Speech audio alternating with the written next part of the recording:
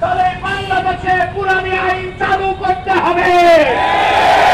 আপনারা কি কোরআনী আইনের পক্ষে জীবন দেওয়ার জন্য প্রস্তুত আছেন? আমরা এই কোরআনের আইনের পক্ষে, আমরা ময়দানে নেমে এসেছি। আমরা বিজয় হওয়ার আগ পর্যন্ত ঘরে ফিরে যাব না। আপনারা কি প্রস্তুত আছেন? আসুন আল্লাহর উপরে ভরসা করে আমরা ময়দানে আমাদের সংগ্রাম অব্যাহত রাখবো। সংসদ এবার কোরআনের সংসদ হবে ইনশাআল্লাহ। এ কথা বলে আমি শেষ করছি। আসসালামু আলাইকুম। সম্মানিত ভাইরা, এখন নামাজের প্রস্তুতি জামাতের সম্মানিত জেলা আমির এখন জামাতের ইমামতি করবেন।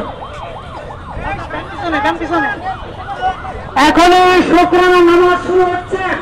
সকলে কাতার মধ্যে দাঁড়িয়ে যান। এখনই নামাজ শুরু হচ্ছে। সকলে কাতার মধ্যে দাঁড়িয়ে যান। আরো আগে নাও, আরো আগে নাও।